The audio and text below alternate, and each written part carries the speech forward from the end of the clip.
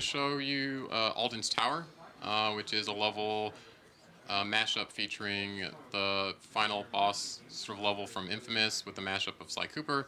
Going to talk you through two more characters and their playstyles, Ratchet and Spike. So Ratchet, I'll start out with Ratchet and Clank, of course, very famous, long-lasting PlayStation series.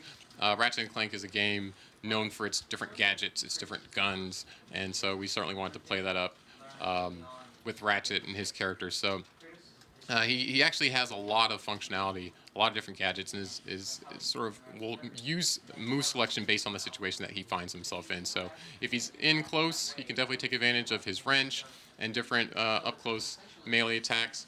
If he finds himself at that mid-range, you'll see him use maybe his Tesla spikes or Mr. Zircon, some of the Agents of Doom, and then of course at long range he can take advantage of his sniper rifle and other various long-range attacks. And his supers are really, really interesting. We wanted to make sure we played up the Rhino, which is one of his sort of long-standing, very, very powerful kind of guns. So that's his level 1 super. His level 2 super, Clank, makes an appearance, plays with time a little bit, and helps him score some kills. And then his level 3, they jump in the rocket ship together, and sort of will go into this first-person style and try to rack up some kills that way. It really represents a jack-of-all-trades playstyle, which is actually quite similar to Spike's. So Spike's playstyle, Spike from the Ape Escape series, we actually based our Spike, the version of Spike that we have in PlayStation All-Stars, on Spike as he appears in Ape Escape Million Monkeys, which is a game that actually didn't see a North American release, but is a very successful title that was released in Asia.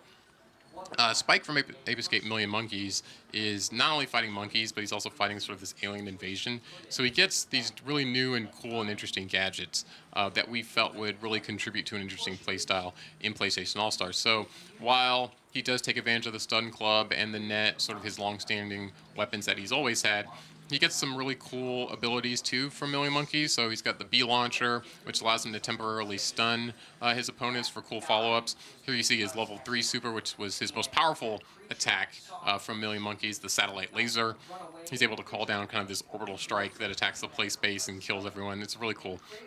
Just had just a wealth of new and interesting gadgets that he was able to use against this alien army that we thought would create, again, a sort of versatile style in PlayStation All-Stars. So he's got some up-close combo functionality. He's also able to play a mid-range game, depending on the situation that arises. He's one of those trickster characters, has a slow teleport, so he's not quite as maneuverable as maybe a Sly Cooper, but does have some mobility options available to him depending on the situation. A really fun character if you like improvising and sort of taking advantage of situations as they come.